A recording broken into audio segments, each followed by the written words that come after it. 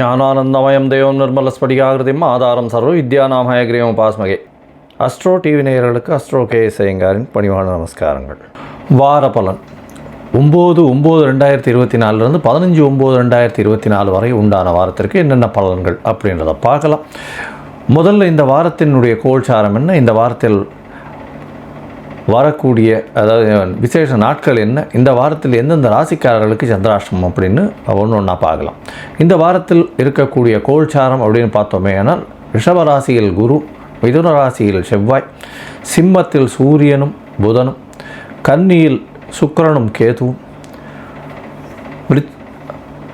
கும்பத்தில் சனி பகவான் வக்ரகதியில் இருக்கார், ராகு 12ஆம் இடத்துல அதாவது மீனத்தில் ராகு இருக்கார்.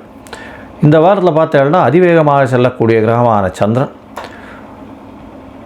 துலா ராசி விசாக நட்சத்திரத்திலிருந்து இந்த வாரத்தை ஆரம்பிக்கிறார். இந்த வாரத்தில் இந்த துலா ராசியிலிருந்து மகர ராசி அவிட்ட நட்சத்திரம் வரலும் போகிறார். மகர ராசியில் இருக்கக்கூடிய அவிட்ட நட்சத்திரம் வரலும் போகிறார். இதன் மூலியமாக துலாம், விருச்சிகம், தனுசு, மகரம் இந்த 3 ராசிகள் முக்கியமாக போகிறது. துலா ராசி காத்தாலே வந்துடுறார். அவர் காத்தாலே விருச்சிக ராசிக்குள்ளே வந்துடுறார் துலா ராசியிலிருந்து சந்திரன். இந்த வாரத்தில் வரக்கூடிய விசேஷ நாள் அப்படின்னு பார்க்கும்பொழுது சஷ்டி விரதம் இந்த வாரம் ஆரம்பிக்கும் பொழுது 9ஆம் தேதி அன்றைக்கி 9/9/2024 சஷ்டியில் விரதம் இருந்தால் அகப்பையில் வரும் அப்படின்னு சொல்லக்கூடிய விஷயம். முருகனுக்கு சஷ்டியில் விரதம் இருப்பா எல்லா விதமான தோஷங்களும் செல்லக்கூடியது. குழந்தை பிராப்திக்கு பார்த்து கொண்டிருப்பவர்கள் குழந்தை பிராப்திக்காக இந்த சஷ்டி விரதம் கடைபிடிக்கிறது ரொம்ப விசேஷம். எதிரிகளை வெல்லக்கூடியது இந்த சஷ்டி விரதம். சஷ்டி விரதத்துக்கு விரதம் இருக்கும்பொழுது சஷ்டிக்கு எதிரிகளை வெல்லக்கூடிய உங்களுக்கு ஒரு மனோதைரியமும் நிச்சயமான வெற்றியும் கிடைக்கும். எந்த ஒரு போட்டிகளாக இருந்தாலும் அதில் வெற்றி பெறக்கூடியது இந்த சஷ்டி விரதத்தை இருப்பவர்களுக்கு வெற்றி கிடைக்கும். அதுவும் முருகப்பெருமானை வழிபட்டு செல்பவர்களுக்கு. இந்த வாரத்தில் பார்த்தாலேனால் ஆவணி மூலம் நட்சத்திரமே ரொம்பவும் விசேஷம். அதுவும் மார்கழி மூலம் அப்படின்னு மூல நட்சத்திரம்னு சொல்லணுன்னாலே பெரிய விசேஷம். அதாவது சரஸ்வதி தேவியின் பிறப்பு, அதை தவிர ஆஞ்சநேயரன் பிறந்த தினம் என்று சொல்லக்கூடியது ஆவணி மூலம் அதாவது மார்கழி மூலம் ரொம்பவும் விசேஷம். மூல நட்சத்திரம்னு எடுக்கும்பொழுது ஆவணி மூலத்தில் பார்த்தாலேனால் சிவபெருமான் திருவிளையாடல் செய்த நிறைய விஷயங்கள் இந்த ஆவணி மூலத்தில் இருக்குது. அதனால் ரொம்ப விசேஷம் பெற்றது. மதுரை மீனாட்சி சுந்தரர் கோவிலில் ரொம்ப விசேஷம் 10 நாள் கொண்டாடக்கூடிய விசேஷமாக இருக்கும். இந்த ஆவணி மூலத்தில் பார்க்கும்பொழுது இந்த நரியை பரியாக மாற்றியது மாணிக்கவாசகருக்கு சொன்னது அதெல்லாம் இந்த ஆவணி மூலத்தில் தான் நடந்தது. ரொம்பவும் விசேஷமான நாளாக எடுத்துக்கொள்ளப்பட்டு இந்த ஆவணி மாதத்தில் வரக்கூடிய மூல நட்சத்திரம். இந்த வாரத்தில் பார்த்தாலேனா ஸ்ரவண நட்சத்திரம் 15ஆம் தேதி அதாவது ஞாயிற்றுக்கிழமை அன்றைக்கி பார்த்தாலேனா திருவோண நட்சத்திரம், ஓணம் பண்டிகை அன்றைக்கி. அது ஒரு பெரிய விசேஷம். கேரளாவில் பார்த்தாலேனா திருவோணம் பெரிய விசேஷமான பண்டிகை. என்ன திருவோணத்தில் அப்படின்னா மாபலி திருப்பி அதனுடைய மக்களை பார்க்க வராருன்றது எல்லாரும் சந்தோஷமாக கொண்டாடக்கூடிய நாளாக வைக்கிறது அது திருவோணம். அது தவிர இந்த அத்திப்பூ கோலம் போடுறது அதெல்லாம் ரொம்ப விசேஷம் இருக்கும். அதே அன்றைக்கி வாமன ஜெயந்தி. திருவோண நட்சத்திரத்தில் பிறந்தது வாமன ஜெயந்தி. வாமனனாக குள்ள மனிதனாக பிறந்த பெருமாள் குள்ள மனிதனாக பிறந்ததாக சொல்லக்கூடியது வாமன ஜெயந்தி. ஸோ இந்த வாரம் வரக்கூடியது ரொம்ப விசேஷமான காலங்கள் இந்த 3. இந்த வாரத்தில் வரக்கூடிய சந்திராஷ்டமம் எந்தெந்த ராசிக்கு அப்படின்னு பார்த்தால் மேஷம், ரிஷபம், மிதுனம் இந்த 3 ராசிக்காரர்களுக்கும் சந்திராஷ்டமம் இருக்குது. சந்திர பகவான் உங்களுடைய ராசிக்கு 8ஆம் இடத்துல மறைந்து இருக்கக்கூடிய காலகட்டத்தில் சந்திராஷ்டமம்னு சொல்கிறோம். சந்திராஷ்டம காலகட்டத்தில் தவறான முடிவுகள் எடுக்கக்கூடும். ஏன்னா சந்திர பகவான் மதிகாரகன். அவர் மறைந்திருக்கும் பொழுது மதி கெடக்கூடிய வாய்ப்பு உண்டு. தவறான முடிவுகள் எடுக்கக்கூடும் அப்படின்றத சொல்கிறோம். ஒருவேளை நீங்கள் ஏதாவது ஒரு முடிவு எடுத்து அதை பண்ண வேண்டிய செயலாற்ற வேண்டிய கடமையாக இருந்ததே ஆனால் அது சந்திர பகவானுக்கு உண்டான எளிய பரிகாரம் அப்படின்னு சொல்லக்கூடியது. அருகில் இருக்கக்கூடிய சிவன் கோவிலில் போய் ஒரு 1/2 டம்ளர் பசும்பால் கொடுத்துட்டு வர்றதன் மூலியமாக சந்திராஷ்டமத்தின் தாக்கம் குறையும். சரி, இந்த வாரம் மேஷம் முதல் மீனம் வரை 9/9/2024 15/9/2024 வரை உண்டான நாட்கள் எப்படி இருக்குது அப்படின்றத பார்ப்போம். அதற்கு முன்னாடி என்னுடைய மொபைல் நம்பர் கீழே ஸ்க்ராலிங்கில் வரும். உங்களுக்கு அஸ்ட்ராலஜிக்கல் கன்சல்ட் தேவைப்பட்டதுன்னா எனக்கு ஃபோன் பண்ணுங்க. உங்களுடைய date, time, place of birth, உங்களுடைய பெயர், உங்களுடைய தாய் தகப்பனின் பெயர் அனுப்பி வைங்க. என்னுடைய கட்டணம் என்னன்னு சொல்கிறேன். அதுக்கப்புறம் உங்களுக்கு ஜாதகத்தை போட்டு சந்தி இருக்கான்னு பார்க்குறேன். அதாவது நட்சத்திர சந்தி, பாத சந்தி, லக்ன சந்தி, கிரகங்கள் சந்தி இதெல்லாம் என்னென்ன இருக்குன்றதை பார்த்து ஒரு பாதத்தில் இருக்கா இன்னொரு பாதத்தில் இருக்கான்றதை பார்த்துட்டு அதற்கப்புறம் உங்களுடைய ஜாதகத்தை போட்டு அதுக்கப்புறம் அப்பாயின்மெண்ட் கொடுக்குறேன். அதுக்கேற்ற மாதிரி நம்ம டிஸ்கஸ் பண்ணலாம். எனக்கு தெரிஞ்சு நிறைய பேர், அதாவது மோர் தென் என்ன சொல்கிறது, ஒரு 40 வயசுக்கு மேலே 50 வயசுக்கு மேலே இருக்கவாள்லாம் வந்து ராசி சந்தி நட்சத்திர சந்தியில் ரொம்பவும் அவளுக்கு எந்த ராசின்னே தெரியாமல் அர்ச்சனை பண்ணிட்டு இருக்கா இன்னும் கோவிலில் போய். அதாவது துலா ராசி விசாக நட்சத்திரமா இல்லை விருச்சிக ராசி விசாக நட்சத்திரமானே தெரியாது சில பேருக்கு. அதே மாதிரி சித்ரா நட்சத்திரம் அப்படின்னு இதுப்பாக இருக்கும், கன்னியா ராசியா துலா ராசியான்றது தெரியாது, மிருகசீரிஷம் ரிஷபராசியா இல்லைன்னா மிதுன ராசியான்னு தெரியாது. இது நட்சத்திர சந்தியே. அதை தவிர ராசி சந்தி லக்ன சந்தியில் வந்து மாட்டிக்கும். லக்ன சந்தியில் பார்த்தேன்னா இவ என்ன லக்னம்னே தெரியாது. இதன் மூலியமாக பார்த்தேன்னா உங்களுடைய கேரக்டர்ஸ் எல்லாமே மாறும். அதனால் வந்து இப்போ இந்த சந்தி இருக்கான்றதை முதல்ல ஐடென்டிஃபை பண்ணி அந்த சந்தி இருந்ததேனால் அதற்கு பிறகு உங்களுடைய ஜாதகத்தை போட்டு அதற்கு ஒரு ராசிக்கும் பார்த்தேன்னா ஒரு லக்னத்திற்கும் ஒரு சுபர் அசுபர்ன்றது வந்து லக்ன சுபர் லக்ன அசுபர்கள் தனித்தனியாக இருக்கா. அதனால் வந்து இப்போ துலா லக்னத்திற்கு உண்டான சுபர் வந்து விருச்சிக லக்னத்திற்கு இருக்க போகிறதில்ல.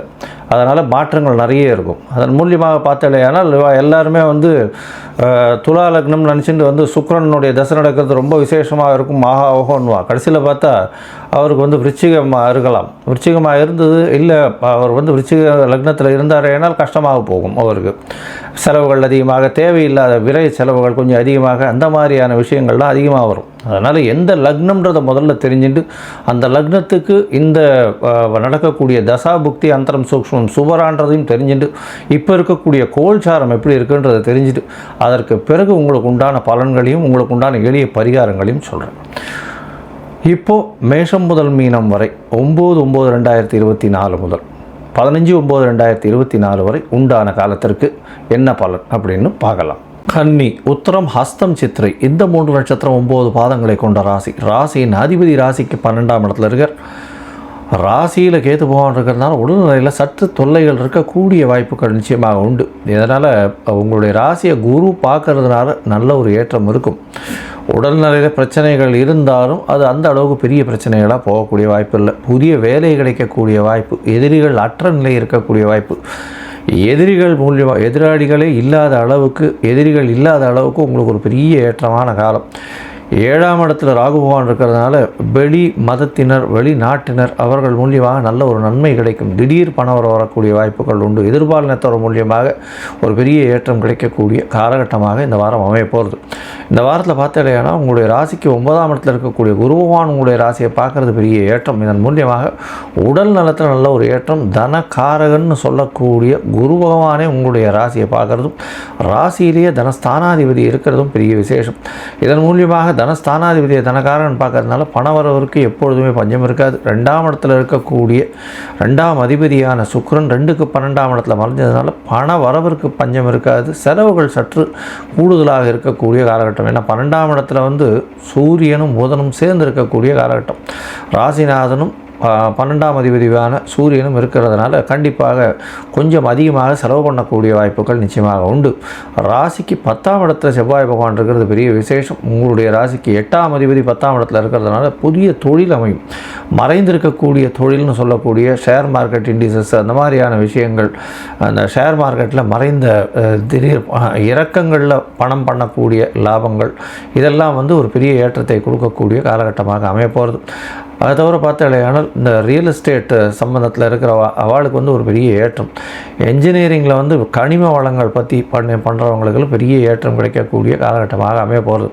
இந்த வாரத்தில் பார்த்தாலேயானால் இந்த art directors, film music directors, அதை தவிர வந்து இந்த ஃபிலிமில் வந்து இன்ஸ்ட்ருமெண்டல் மியூசிக் வாசிக்கிறவா இவாளுக்கெல்லாம் பெரிய ஏற்றம் கிடைக்கக்கூடிய வாய்ப்புகள் நிச்சயமாக இருக்கும். கவிதை கட்டுரை கலைஞர்களுக்கு நல்ல ஒரு ஏற்றம் இருக்கக்கூடிய காலகட்டமாக இருக்கும். இந்த வாரம் உங்களுடைய ராசிக்கு 11ஆம் அதிபதி அப்படின்னு சொல்லக்கூடிய சந்திர பகவான் உங்களுடைய ராசிக்கு 2ஆம் இடத்துல இந்த வாரத்தை ஆரம்பிக்கிறார். 9/9/2024 15/9/2024 வரணும் உண்டான வாரத்தில் கார்த்தால ஒரு 9 மணி வரணும் சந்திர பகவான் உங்களுடைய ராசிக்கு 2ஆம் இடத்துல இருக்கார். அதற்கு பிறகு 3ஆம் இடத்துக்கு போகிறார். முயற்சி ஸ்தானத்திற்கு, முயற்சி ஸ்தானாதிபதி இடத்திற்கு அவர் போகிறார். அவர் வந்து குரு பார்க்குறது பெரிய ஏற்றம். 11ஆம் அதிபதி 3ஆம் இடத்துல போகிறதுனால புதிய முயற்சி மூலியமாக அதீத லாபம் வரக்கூடிய வாய்ப்புகள் நிச்சயமாக உண்டு. இந்த வாரத்தில் பார்த்தாலேயானால் 3ஆம் இடத்துக்கு போகக்கூடிய போகக்கூடிய சந்திர பகவான் 9ஆம் தேதி கார்த்தாலிருந்து 11ஆம் தேதி மாலை ஒரு 6 மணி வரலும் அங்கே இருக்கார். புதிய முயற்சிகள் நல்ல ஒரு ஏற்றத்தை கொடுக்கும். அது தவிர சகோதரிகள் மூலியமாக, உங்களுடைய பிறந்த சகோதரிகள், உடன் பிறந்த சகோதரி மூலியமாக நல்ல ஒரு ஏற்றம் கிடைக்கக்கூடிய காலகட்டமாக இருக்கும். உங்களுடைய ராசிக்கு 4ஆம் இடத்துல சந்திர பகவான் போகிறார். அதாவது 11ஆம் தேதி மாலை 6 மணியிலிருந்து 14ஆம் தேதி அதிகாலை ஒரு 00:15 அப்படின்னு சொல்லக்கூடிய, அதாவது மிட் நைட் அந்த காலகட்டத்தில் ஏர்லி மார்னிங்னுடைய டயத்தில் வந்து இருக்கக்கூடிய காலகட்டம். அதாவது 13ஆம் தேதி இரவு 14ஆம் தேதி அதிகாலையில் இருக்கக்கூடிய காலகட்டத்தில் 4ஆம் இடத்துக்கு போகிறார். திக்பலம் அடையிறது பெரிய விசேஷம். செவ்வாயினால் பார்க்கப்படுறதுனால தாயின் சொத்துக்கள் வரக்கூடிய வாய்ப்புகள் உண்டு. தாயின் சொத்துக்கள் விற்றதனுடைய உங்களுக்கு வந்து ஷேர் வரக்கூடிய வாய்ப்புகள் இந்த வாரம் நிச்சயமாக இருக்கும்.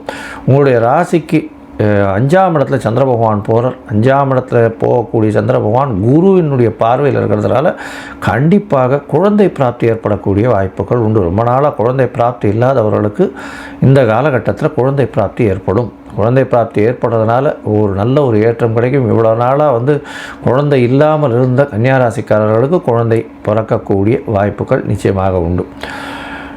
இந்த வாரத்தில் பார்த்தாலேயானால் நீங்கள் அருகில் இருக்கக்கூடிய, அதாவது ஹயக்ரீவர் கோவிலுக்கு போயிட்டு வாங்க. படிக்கக்கூடிய மாணவர்கள் அருகில் இருக்கக்கூடிய ஹயக்ரீவர் கோவிலுக்கு போயிட்டு வர்றதும், முருகப்பெருமானை போய் வணங்கிட்டு வர்றதும் நல்ல ஒரு ஏற்றத்தை கொடுக்கக்கூடிய காலகட்டமாக அமைப்போகிறது. முருகப்பெருமானை போய் வணங்குங்க.